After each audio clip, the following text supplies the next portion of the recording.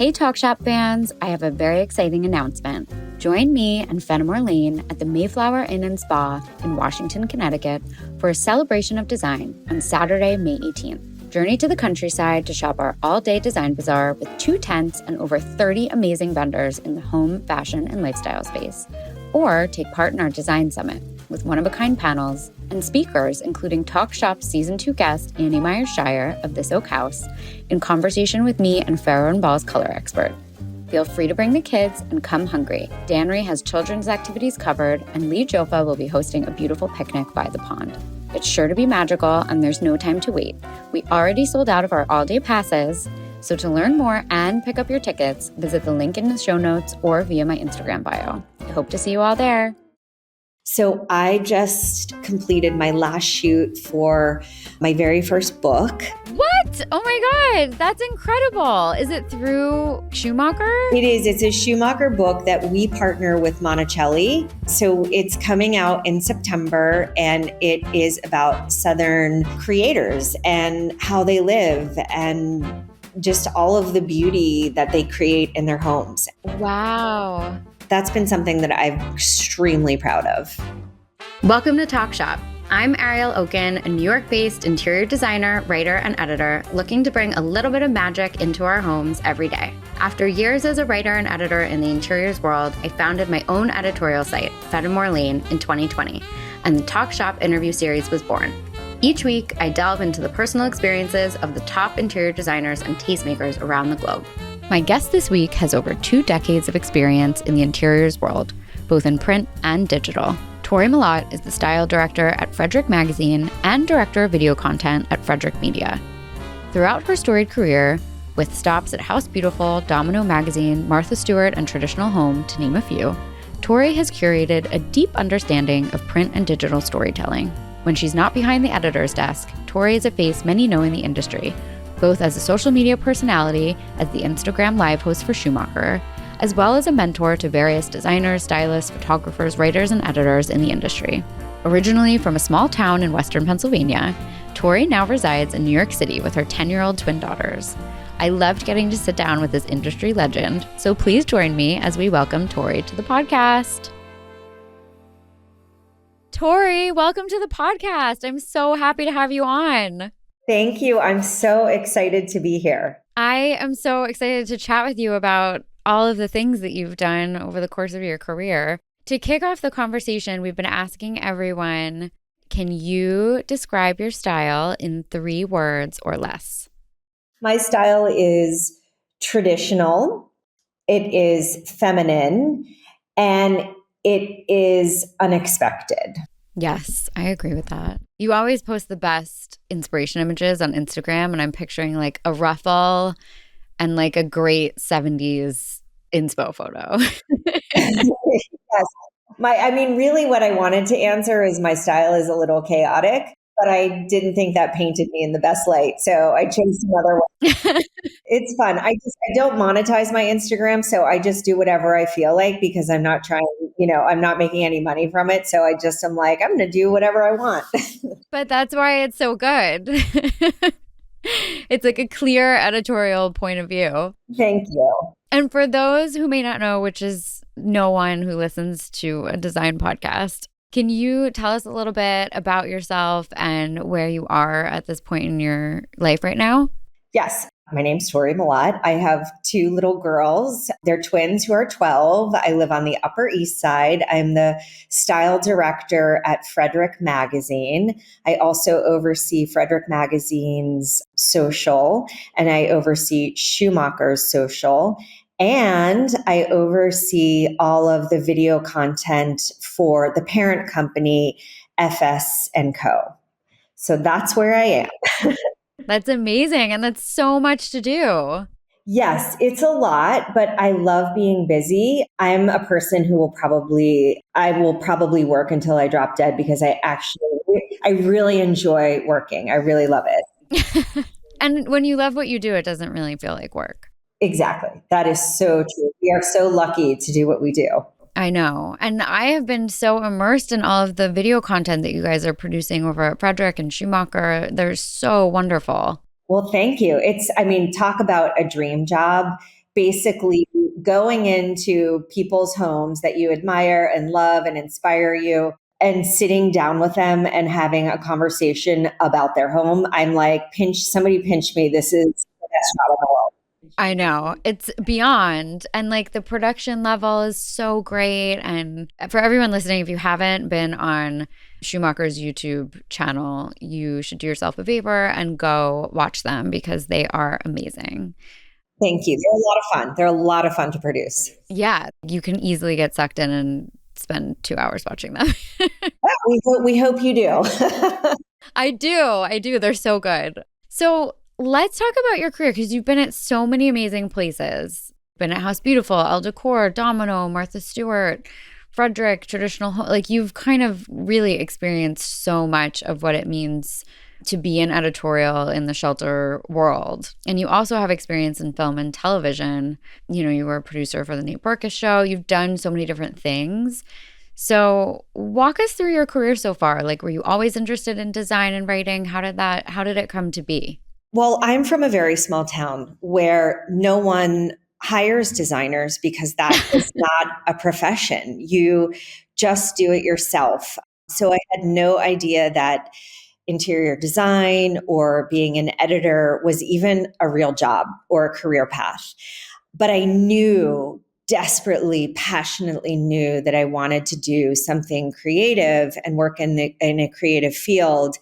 And I was sort of floundering around. And the closest thing I could come to it that I thought, wow, this could be a real job was to move to New York City and work in fashion. And I went to NYU. The summer before I started classes, I did an internship at Sonia Rykiel. Wow. Yeah, that was fun. But I knew I had written an essay in second grade, which I still have, that my mother laminated for me. And it says very clearly, I will move to New York City.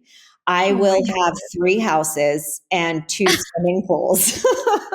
I love that. I've got one of the 3. I am working on one house and 1 swimming pool. And you'll get it. I hope I'm manifesting it just by putting it out into the universe. Yes, I'm big on that. I love it. Anyway, I digress. So I worked in fashion, quickly realized that it was not for me. And my advisor at NYU, his wife was an editor at Homestyle Magazine, Susie Slesson was the editor-in-chief at the time.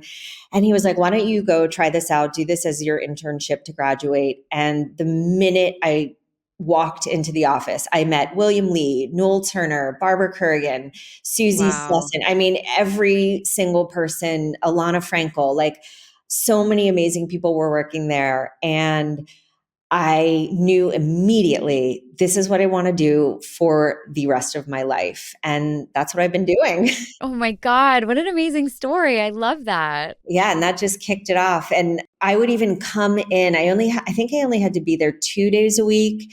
And I basically, if I didn't have class or if I had class or 2 in the morning, I would come in the afternoon and everyone was really perplexed. They're like, you don't have to be here. And I was like, no, I just would like to organize the files if you don't mind. Like, you just wanted to be there and like soak it up. Yes. I wanted to learn everything there was to learn. And by the way, I didn't learn everything. I'm still learning every single day. And actually, that's what I love so much about editorial. I'm an incredibly curious person. Yeah. I actually love learning new things. So in a way, I hope I'm always a little ignorant about something in design so I can always learn a new thing. I hope there's always something that I can just explore, and it's just so fun. It's so interesting because we've had so many people on in the past, 2 seasons at this point, and everyone says the importance of continuing to learn because there is so much to know about the history of design and where certain references come from. And sometimes a reference is a layer. It started with Frances Elkins, but then it, was riffed on here. And then it's just like opening a present with all these different layers. And so I think that's one of the most interesting things about our industry is it does require, when you dig in deeper, sort of like this boundless curiosity that you're always kind of looking to learn more and you're always reading and sort of just poking around because there's so much to find. There's so much to find. And what's really interesting to me, you were talking about references. Something would start with Francis Elkins, just as an example, and go on for Right. onto another iteration. And what's really interesting to me are the different designers and their pedigree, who worked for whom. And oh, gee, that's why they design the way that they design, but this is their spin on it. And this is how they made it their own. And Right. then you can see, someone who graduated, let's say, from working for Veer Grenny. Then you see some reference points that, that person sort of picked up from working there, but then they've put their own spin on it. So that's really interesting to me, is seeing the evolution. But you've worked at so many iconic institutions within design editorial. What has your experience been along the way through all of those? Like, do you have any particular takeaways that you feel like have made you who you are now? Oh my gosh. Every single work experience I have ever had. I mean, even my like retail experiences in college, working at like Yeah. selling handbags at Coach on the weekends. Every experience I've had has had a tremendous impact on me. And certainly in my design career, I feel like I have been so fortunate and so like hit on the head with the lucky stick that I got to, work for Marian McAvoy when she was the editor in chief, and Elizabeth Mayhew and Sangha Mortimer and Miguel Flores Viana. I mean, I could go on and sit here and name drop, but It's so really, cool though. really each one of these magazines and all of the people involved have taught me something, and I've been able to take away something really valuable. So for instance, like Elizabeth Mayhew, who was actually my true first boss, she gave me my love of scallops and bows and all things girly. I'm not kidding. I give her all the credit. I love that. And I associate those pictures with you. Like when I see something on Instagram, like I sometimes I know it's you because it's just such a particular photo that I'm like, oh, it's Tori. Yes. And Elizabeth Mayhew sees them and she was like, I taught her that. And she did. And she did. But, and then I went on to work for Anita Sarcidi. And she has really interesting taste and a very specific point of view. And it's not really mine, but gosh, did I learn so much. Like Anita loves small, fine, beautifully crafted things. There's always like, she actually taught me about a love of nature. Mm. She loved coral and she loved gemstones. And I have definitely taken away, some learnings from her and incorporated them into, things that I love. I would say my experience has been a giant buffet of the best. And I just cherry pick sort of the things that I respond to and the things that really touch my soul, for lack of a better word. But it's been really, really fun. I mean, and obviously I need to call out Dara, my current boss, the current editor-in-chief of Frederic. It's funny, Dara and I probably have the most different taste. Dara is a modernist. She loves neutrals. I was going to say like very clean Oh yeah, and very clean. But I have learned so much from Dara. She has such impeccable taste. She is a true visionary. I feel so lucky. And if there's any mentor that I have left off, I mean, Ann Main at Traditional Home and Jill Waggy and Nate Burkus. I mean, and obviously everyone at Domino was just such a powerhouse and so influential in my life. I feel so lucky. Like, how did I get so lucky? you really have had some of the most incredible editorial experiences in the home world ever. Well, been very varied. Which is so cool. And that's how you learn too. Like, I think being exposed to all these things that might not necessarily be your core taste ultimately end up shaping the breadth of what you're able to do with editorial and just your base level, knowledge and understanding of the industry at large.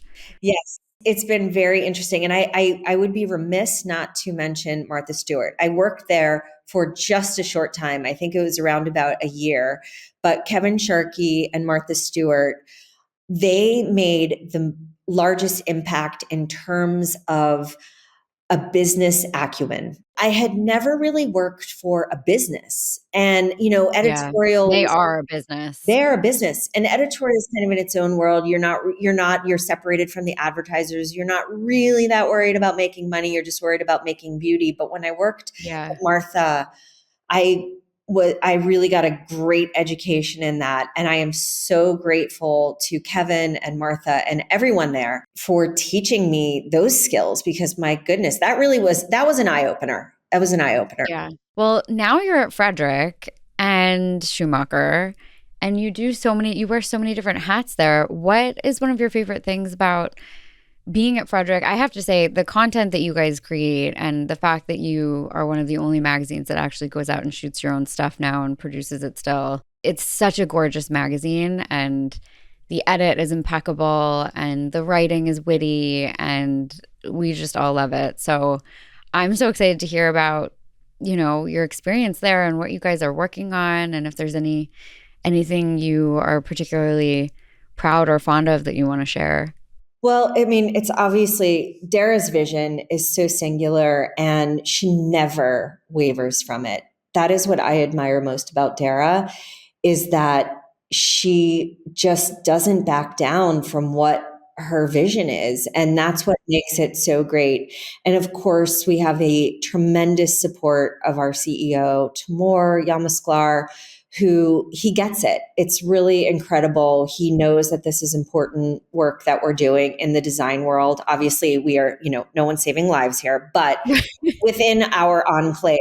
But within our world, it is important, and it shows. I mean, the level of attention to detail and just the sheer amount of unique things that are being brought to the table with Frederic are just really exciting and inspiring. It is fun. And I think the thing I love two things about it. I love shooting houses. I love styling. I love working with great photographers who are, legends in their own right. And they always teach me things. I'm always learning, which is so much fun.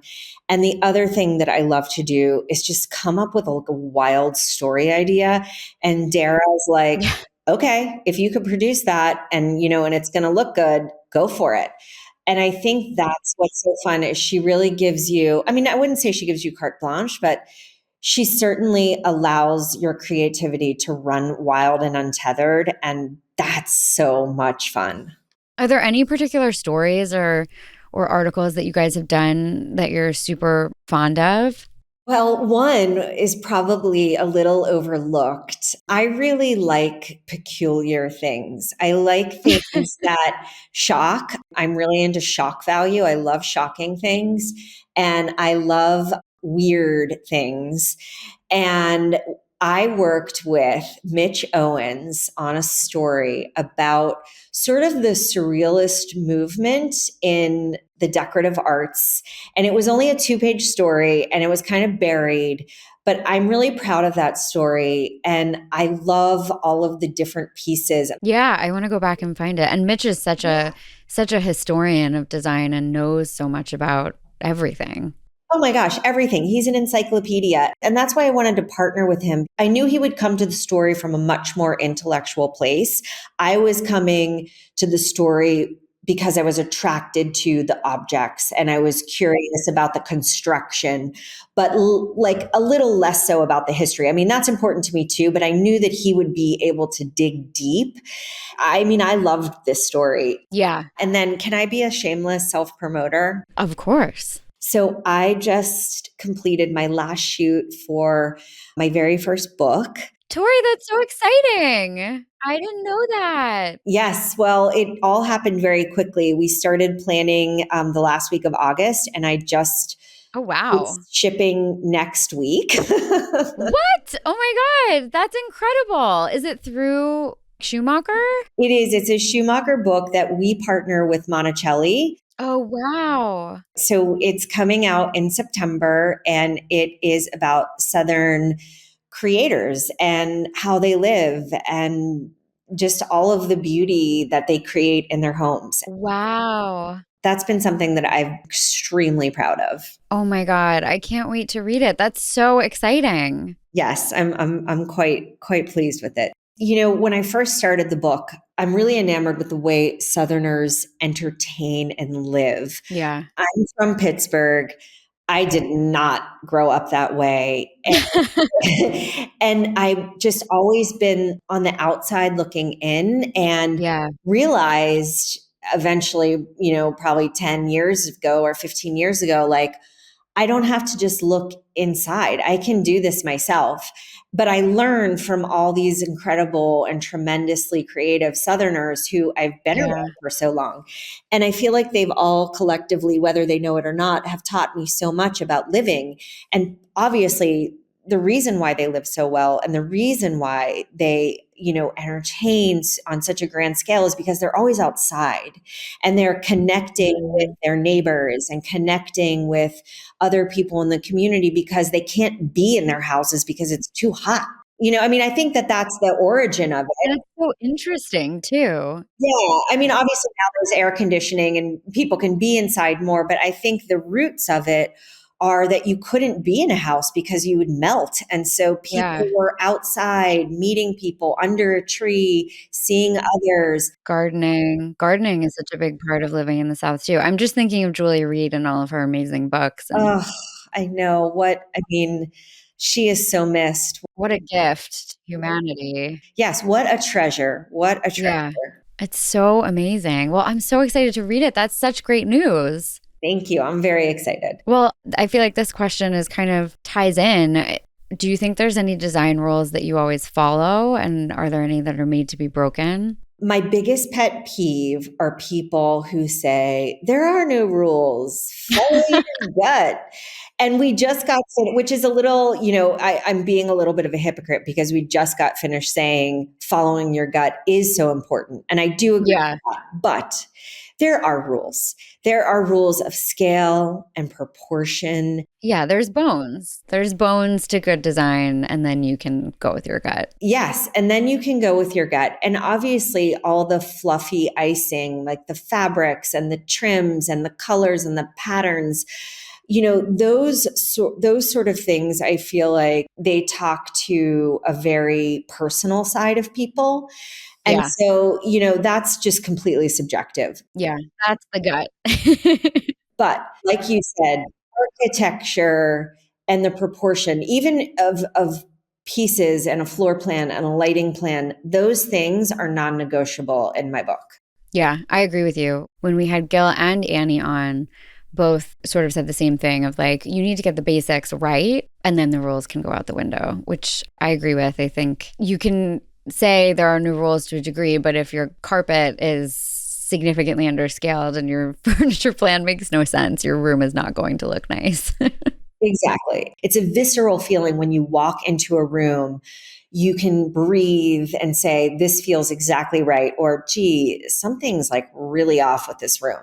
Yes, it's so true. You've been at so many amazing places and you've worked with so many incredible, iconic people in the industry. What do you think the best advice for designing interiors you've ever received was, and who was it from?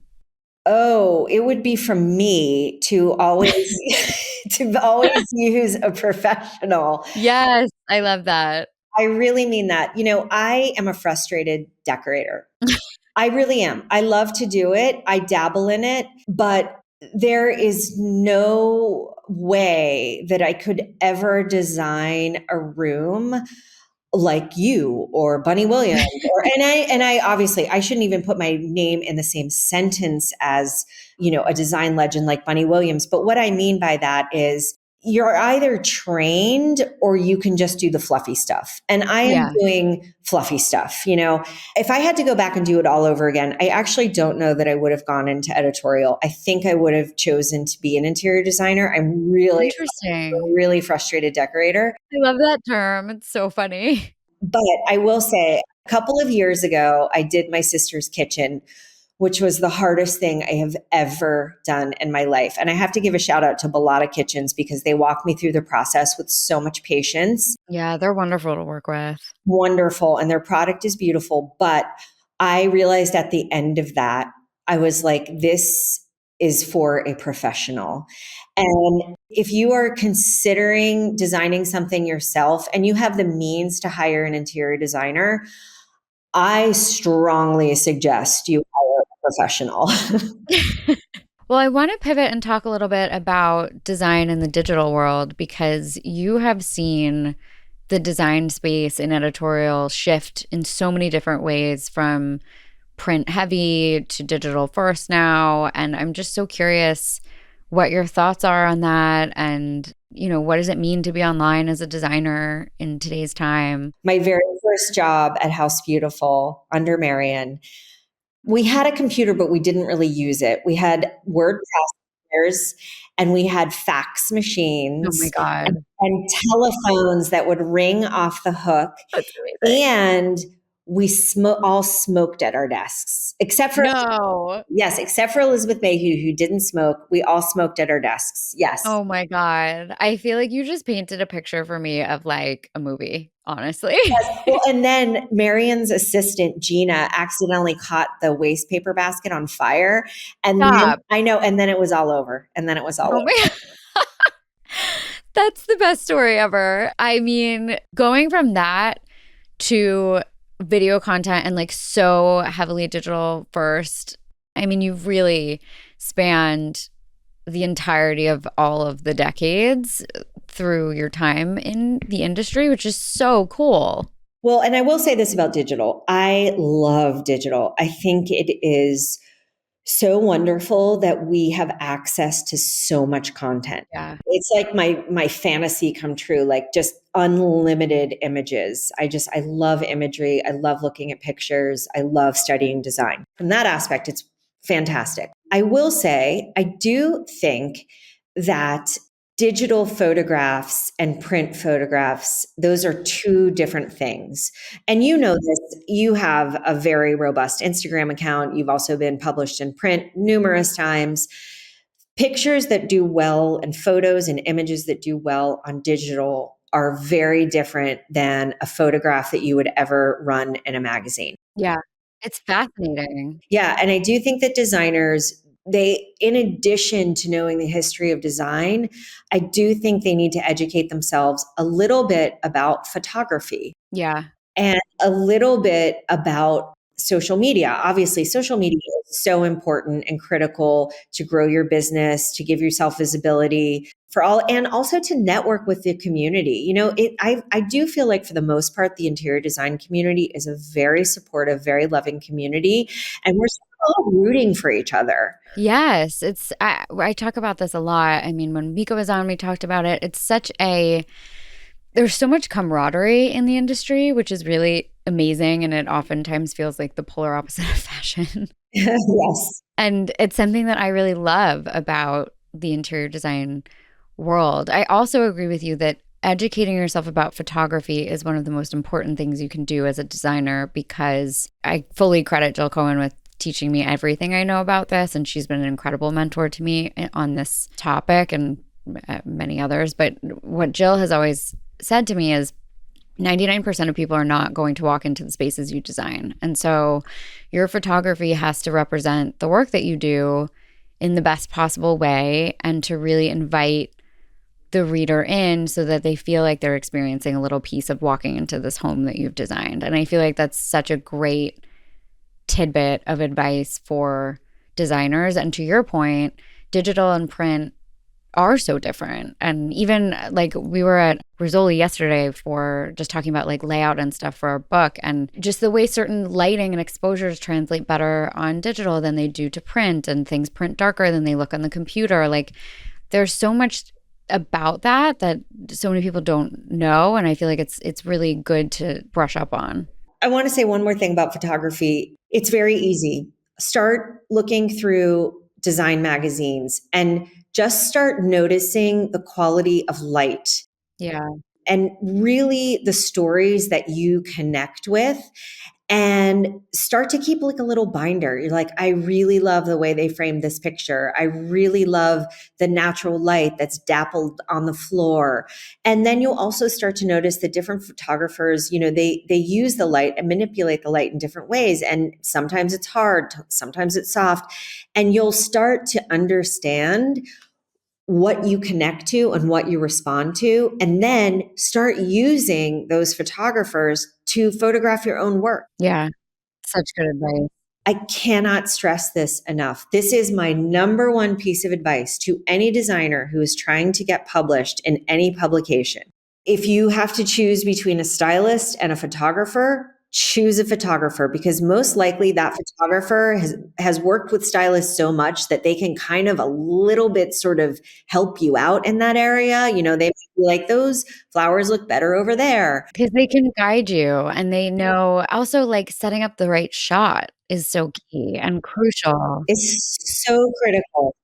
And so don't skimp on photography. It is so important, so Yes, important. it's so true. It's the biggest investment that we make. Yeah, and if you can afford to hire Mika on top of that, do it as well, because she really puts the cherry on top of any project. 100%. Yes, but photography is just so important, like making sure your project is captured beautifully. Well, I mean, to that point, you have been in so many incredible homes over the course of your career, from producing shoots to writing stories about homes and now with the video content you're doing. Can you pinpoint any sort of like favorite homes you've seen throughout your career? I know it's kind of a tricky question. Yes, and for a couple of different reasons. Caroline Gidier's house had Yeah. in her living room the light. I have never seen such beautiful windows, such beautiful light, and all of the furnishings in her living room were perfectly in conversation with the light. That was a perfect room. I love that room. Carl Delaquino. Now, I went to his house, on his country house, on a day that was pouring down rain. I watched that. It was such a great video. But Carl has the best taste, and my taste, and it really resonates with me, of any person. Like, I wanted everything he had. It was Swedish and Gustavian, but yet there were so many Italian pieces, and there was glass, and there was Biedermeier. It was like everything that I had loved was Yeah. perfectly curated in his home. I mean, I was literally like, Carl, how do I get this in my own home? He's so talented, and so is Caroline. I mean, talk about two people who really have a point of view, and their home, you immediately know what it's saying when you walk in. I think, yeah, those are two very stunning and exceptionally unique and personal to the owner. Yes. And I have to say, my very first, when I was an intern in home style, Barbara Currigan took me to her shoot. It was Robert Couturier had done a house on Park Ave, or an apartment on Park Avenue. And I think, gosh, I don't remember who photographed it. It wasn't Laura Reason, but it was somebody else. Anyway, I had never been in a Classic Six. I'd never been in an apartment on Park Avenue. And the layout, I was so obsessed with the layout. It was just so easy. And I understood, okay, wow, this is very different than the apartment I live in, for obvious reasons. But it was really taught me about how important layout is. Yeah, that's such a good point and such a classic example of what good layout could look like, especially in the city. It was just the coolest thing. Also, Robert Couturier, he works with the finest materials. And I had never seen silk drapes. And there were these like fuchsia, but not like cheesy, like really beautiful, obviously, fuchsia silk drapes. Oh my God. I feel like that's so you. Like a fuchsia silk drape with a pleat is just it screams Totally. Tori. Core memory unlocked. Yes. Yes. That's amazing. Well, speaking of, a little bit about you, what do you think your home says about you? That I'm broke as a joke. Stop. You know what it says about me? I have so many interests, and I have so many things that I love and I'm passionate about. I have little collections kind of going everywhere. But I think more than anything, it really speaks to how much I love my girls, and how much at this stage in my life right now, they're the most important things to me. And I shouldn't say things, they're the most important people to me ever. But certainly right now, because they're little and I'm still their mom and I'm still taking care of them, Yeah. because everything in our apartment is really about allowing them to function and thrive, because my apartment's small. So it's really about, is there a workspace for them? And is there a really comfortable place that they can sit and watch television? And is their bedroom, do they love their bedroom? And is it a place where they feel safe and happy and I love comfortable? that. I know. And so, a lot of my things right now are definitely from IKEA and Pottery Barn. Like, they're not nice things. Yeah, but it doesn't have to be nice. Like, I feel like that is so core to what home should say about us is like, is it comfortable? Is it functional? Does it make sense for where you are at the point in your life that you're in? Does it bring you joy? Like, doesn't need to be the fuchsia silk curtains, but Exactly. it makes you happy. And I think that's the core element of what I love about what we do so much is like it's solving a puzzle piece for expressing who you are and where you are in your life, and also making your home that you live in the most functional that it can be for you and your family, so that it's a place of joy and fun and adds to the backdrop of your day to day. Exactly. And I think my girls love our apartment, and I love our apartment. And I just love spending time with them in our apartment. So there are a lot of books. We love books. There are a lot of tchotchkes. I'm a big tchotchke. And I think my apartment would also say, I do love fine bedding. I have a lot of Matuk bedding that I cherish, and It's so good. love sleeping in a beautifully made bed. That's very important to me. And I would say that I also love entertaining. So my apartment is very small, but I've carved out a little space where we can actually have a properly set table with, candles and a beautiful tablecloth. And that's really important to me too, is sharing dinner and breakfast and lunch when we have lunch together, making it really special and something that they'll remember forever. Yes, I think that's like the crux of good design, I think, is not so much about, oh, you use this there or that there. It's, does it allow you to fill up your cup with the people that you live with? And does it work for the things that you want to do in your space? And does it enhance your life in that way? Totally. Well, I just want to add, I grew up, as I think I've mentioned a couple of times, I grew up in a very humble home, and it is my favorite place on earth. And it is Oh, like, I I love mean, it is that. laughably small. But that's home. It's home for you. And that's where you have so many great memories. Again, it's like memory gets intertwined with design. Yes, and that's what I hope to create for my daughters, is a place that they always think about in the most sort of loving, beautiful, wonderful way. A place where they want to be there, and Yeah. they look forward. I share them with their dad, so a place where they look forward to coming to and spending time together as a family. So I guess that's what I'm trying. I guess that's what my apartment says about me. I mean, there's nothing more beautiful to say than that, in my opinion. So I love that. Well, this is kind of a pivot, but where do you find, I mean, you have the best photos that you pull on Instagram and things that you share. And I'm sure you also have a ton of physical, like clippings and stuff for what you do at the magazine. But where is your favorite place to find inspiration? Just anywhere. I'm just, you know what it is? And I feel so lucky. I am the most curious person. I mean, I shouldn't say the most, but I think that I am quite curious.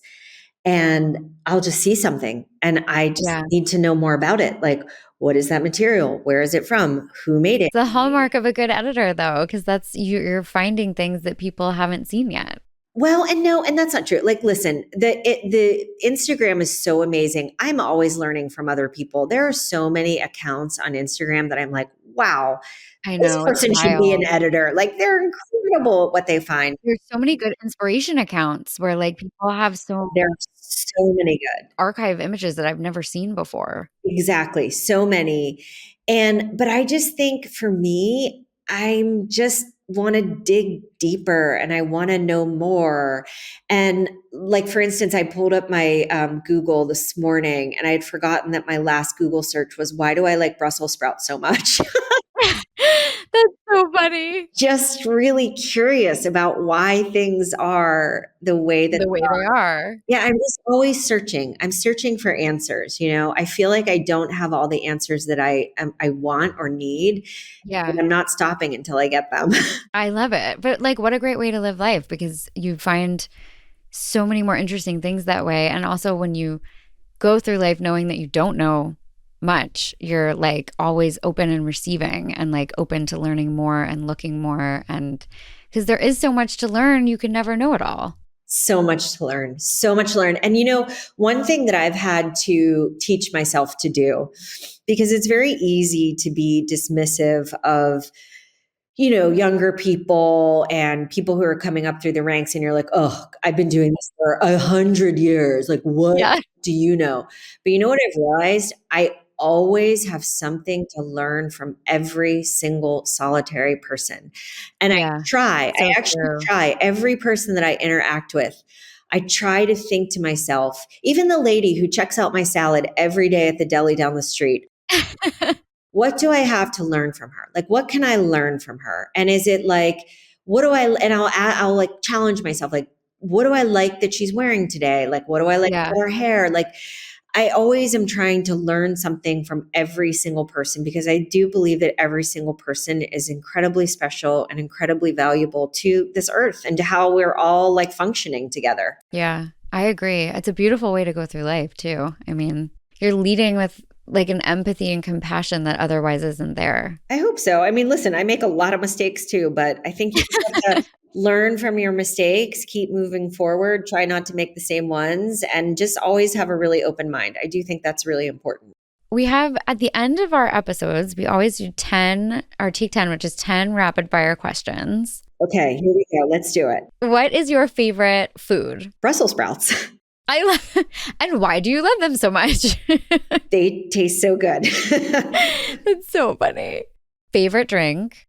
Gin martini. Classic. What is your favorite film? Lord of the Rings. I love that. That's so funny. Oh, and it's like fantasy. It's just totally fantasy. Favorite hotel? My favorite hotel is Samod Haveli in India. Oh my God. I'm dying to go to India. I've never been, and it's very high on my bucket list. You got to go to Samod Haveli. You got to go. I know. When my kids are older. Favorite city? Florence. My husband studied abroad in Florence, and on our honeymoon, we went for 2 nights, and he took me to this little place called Treponche, and he used to go there with his friends when he was abroad, and it was like truly a hole in the wall and the best meal I've ever had in my life. I mean, the smells, the sights, like it's really, for me, I'm really connected to my olfactory, like sense, and smells are very powerful for me. And I just couldn't get enough of the smells. Like actually in Italy, just on a whole. Yeah, in general. I know. It's such a magical place. Oh my gosh. Well, I always say I'm coming back to my next life as an Italian principea. I might take that one from you because that sounds pretty nice. Yeah, it's glamorous. It's glamorous. You're skinny, you're tan, you wear a lot of gold, like you wear Pucci like sets. I mean, I love it. That's hysterical. Favorite bedding, which I think we touched on, is Matuk, it sounds like. Matuk, yes. Yeah. Tea or coffee, and how do you take it? Coffee, black, and as strong as you can make it. I have the jitters when it's super, I like can't, it's like rocket fuel for me. I'm like immune to it. I could drink a giant cup of coffee before bed and go right to sleep. Oh, I'm jealous. I like love the smell and taste of coffee so much, but I literally tweak when I have like too much caffeine. It's so embarrassing. Favorite playlist? Well, I'm currently training for a half marathon, and running my 2024 You've Got This Marathon 2024. That's what it's called. And it's just like all my favorite songs.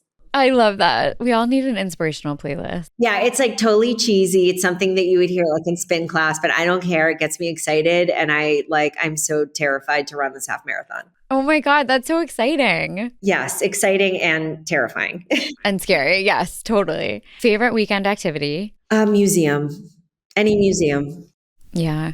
And it's a nice activity with your kids as they get older too. Yes. And I could spend all day, every day in any museum under the sun. I just love museums. Yeah, me too.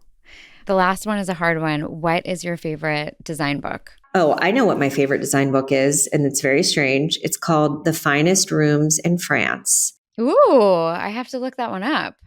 Well, it's my favorite design book for a very specific reason. It is a beautiful book, and you should certainly buy it and put it in your library. But the copy that I bought on eBay or wherever I bought it, a woman, a very big personality character of a woman, owned the book and literally hand wrote in pen No. commentary on every single room.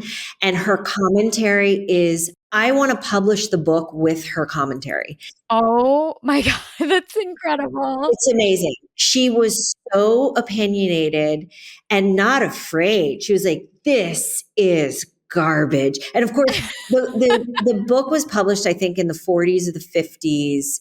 And she spoke and wrote in the manner of a very genteel woman of that time Wow. period. So her word choices are just comedy gold. That is so cool. Yeah, it's amazing. It's really fun.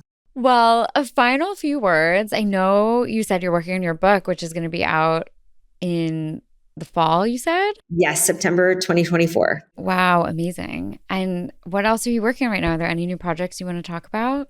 Well, I literally just finished shooting the book last week and it was a Wow. whirlwind. I was really overwhelmed. So I have 2 weeks here with some breathing room. But then I'm shooting a project in France in June. I'm shooting a whole slew of videos in London, including Rita Koenig. Oh, I love Rita. That's so fun. Love Rita. And then I'm shooting Gil Schaefer's house in Maine. We're shooting a video for that. So you can look for that in the early Oh, fall. wow, that'll be great. There are just so many exciting things coming out of Frederic and Schumacher. And it really is such a magnetic, a magical, an exciting place to work and to be. And I can't say enough good things. I love my job. I'll just say that. I mean, you have one of the coolest jobs in the world. So I do. I'm so lucky. It's like pinch me. Like don't pinch me. Do not wake me up from this dream. I'm very content. Yeah. yeah, it's amazing. Well, this is a final question we always ask everyone. What advice do you have for someone looking to define their own interior style? And gosh, and I bet you hear this from everyone, but you have to see everything. You have to see it. You Yeah. have to sit with it, question it, and really ask yourself why you like it. And then also live with it a bit. There are so many things that I tried on when I was younger that now I'm like, oh boy, I really don't like that at all. And then there are certain things that I tried on and I'm like, that is in my forever repertoire. I will Yeah. always love that. I will always live with that. I don't want to change it. So I think it's really just experience and exposing yourself to as many things as possible. Yeah, I love that. And giving yourself the grace to like try something new and maybe it doesn't work, but you tried, you know? Yeah, exactly. And like, gosh, I know I feel like I sound like a motivational speaker, but this life really is so short. We've got one crack at it. And I'm definitely not a proponent of like, but would never say to someone like, buy the shoes. Like, I'm not telling Yeah. anyone to be financially irresponsible. But if it's not going to impact your later life, do it. Like if you are on the fence about, oh, I don't know if I want to go see that exhibit, go see it. Like, what do you Yeah. have to lose? And for instance, like I have run one half marathon before and I'm a little older now, but I was like, you know what? Screw it. Like, even if I fail, even if it takes me 5 hours to get through it, I want to do it. I want to show my girls being committed to something and working hard at trying to finish something and balancing all of these things. So, if it doesn't have severe implications to your future, you do have to like think about things a little bit, but do it, explore it, figure it out. I love that. It's so true. Well, Tori, this was such a delight. I'm so happy to have had you on. I feel like I could talk to you all day long. This was so fun. Where can listeners find more about you, and where can they follow you and follow along? My Instagram is really the only thing I'm active on. So it's just Tori Mellott. And I've been trying to build a website for about 10 years. That's probably not going to happen. But Ariel, thank you so much for having me on and asking me so many fun Oh my questions. God, it's such a pleasure. And I hope we get to see each other in person very soon. Yes, I would love that. Maybe sometime soon we can get lunch or something when I'm in the city. Yes, come have lunch, come see the offices, come, chat with us. That would be so fun. I would love that. We're the biggest, we're the biggest Schumacher fans. So that would be a dream for us. I love it. Totally. And you make our product look so beautiful all the time. So Oh my God, that makes me so happy. I mean, we have Schumacher on every project always, truly. So thank you for using it. And thank you for always making it look so beautiful. Thank you. That's a wrap for this week's episode of Talk Shop. Thank you for listening. We'll be back next week with more thoughtful discussions and amazing guests. Make sure you follow on Apple Podcasts and on Spotify so you never miss an episode. And of course, follow me at Ariel Okin. See you next week.